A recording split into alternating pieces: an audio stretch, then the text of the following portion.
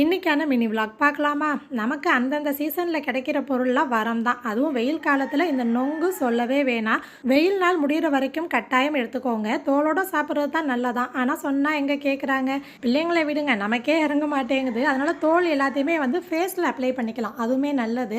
எலசாக இருக்கிறதெல்லாம் சும்மாவே சாப்பிட்ருவாங்க. ஆனால் அந்த தேங்காய் மாதிரி முத்தி இருக்கும் பார்த்தீங்களா, அது மட்டும் தனியாக ஒதுங்கி இருக்கும். அதை சின்ன சின்ன பீஸாக கட் பண்ணி மிக்ஸி ஜாரில் போட்டு பல்ஸில் விட்டு ஒன்றும் பாதியமாக அரைச்சி எடுத்துக்கணும். நல்லா காய்ச்சின பாலில் கொஞ்சமாக சீனி சேர்த்து நல்லா மிக்ஸ் பண்ணிவிட்டு இந்த மாதிரி அடித்து வச்சுருந்த நொங்குல மிக்ஸ் பண்ணி எடுத்துட்டா அவ்வளோதான், நொங்கு பால் ரெடி. நொங்கு எலசு சேர்த்து போட்டு இந்த மாதிரி செஞ்சால் கூட நல்லாயிருக்கும். பாலோடு சேர்த்து கடிப்படுற மாதிரி இருக்கும்போது செம சூப்பராக இருக்கும். யாரெல்லாம் நொங்கு பால் ட்ரை பண்ணியிருக்கீங்கன்னு சொல்லுங்கள்.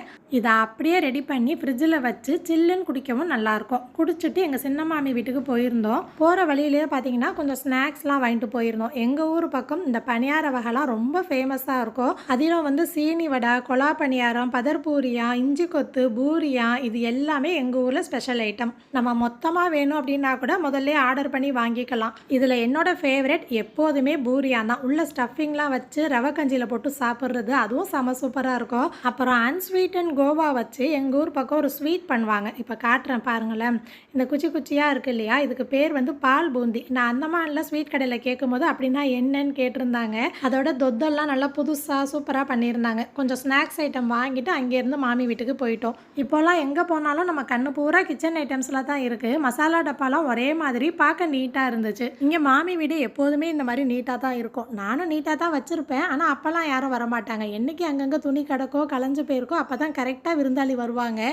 அது என்னமோ கரெக்டானு சொல்லுங்கள். இதே மாதிரி அந்த மாதிரில ஒரு கார்பெட் போட்டிருப்பேன். அது வீணாக போச்சா, இங்கே நல்லா இருந்துச்சு பார்க்க. அதோட லிங்க்கு அப்புறம் இந்த லைட் செட்டிங்லாம் முன்னாடி எனக்கு இன்ட்ரெஸ்ட் இருக்காது. இப்போ அங்கே பார்க்கும்போது நல்லா தானே இருக்குது. பிள்ளைங்களும் ஆர்வமாக பார்த்தாங்க. அதோட லிங்க்குமே வாங்கியிருக்கேன். இன்கேஸ் இன்ஷால்லா நான் வாங்கினேன் அப்படின்னா கண்டிப்பாக உங்கள் கூட ஷேர் பண்ணிக்கிறேன்.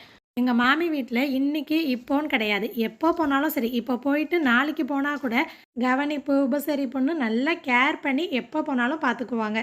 இது மாதிரி ஸ்நாக்ஸ் ஐட்டம்லாம் வெளியில் போனால் தான் சாப்பிட தோணுது. கறி சேமியா, முட்டை வட்டலப்பம், பால்கோவாலாம் வச்சுருந்தாங்க. சாப்பிட்டுட்டு சூடாக ஒரு இஞ்சி டீ குடிச்சிட்டு கிளம்பிட்டோம். இதே மாதிரி இன்னொரு ஷார்ட்ஸில் நம்ம பார்க்கலாமா?